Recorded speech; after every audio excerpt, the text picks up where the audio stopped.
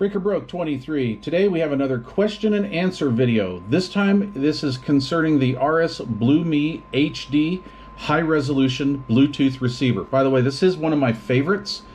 Okay, the question was, let's see, from Carrie. Carrie said, great video, thanks. I'm thinking of buying one of these for my ancient 30-year-old Denon receiver that still works well and is a beast for power. One question, if you plug the unit into the switched power, will the unit come back on at the same time, or do you have to turn it on separately every time? Carrie, that's a great question. First of all, what Carrie is talking about, a lot of older vintage stereo receivers and amplifiers had a 110 volt switched outlet on the back of the receiver. And they had that on there so you could take maybe your turntable or cassette deck or a graphic equalizer, plug it into the back of your stereo receiver, then every time you turn your stereo receiver on and off, it would turn your turntable on and off, or whatever device you had hooked up. So what I like to do, when I have a Bluetooth unit and I'm going to put it on an old vintage receiver, I take my AC wall adapter that comes with the receiver, or that you supply, you know, it could be a phone charger, plug it in to your USB cable, plug the AC adapter into the rear of the home stereo, and then every time you turn the home stereo on and off, it turns your Bluetooth adapter on and off. So in order to do that and to save time, I just hooked my Bluetooth receiver up to a little power pack here, and this is going to replicate turning your vintage receiver on and off. Now, I have already paired my phone to the BlueMe, so that just kind of cuts down on the length of this video. I also suggest that you read your instructions on the Bluetooth receiver and on your phone. Learn how to pair them back and forth, and it makes this just a lot easier. So like I say, I've pre-paired these. However, right now this device is off and my phone sees or says BlueMe HD, but it says it's not connected. So let's turn our stereo receiver on. We're going to turn the receiver on, and as you can see, the little light here flashes a couple times.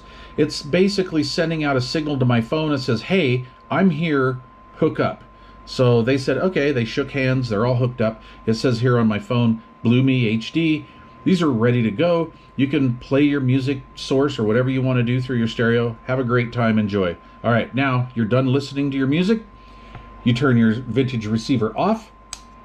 It shuts the BlueMe off, and your phone no longer sees it. It disconnects.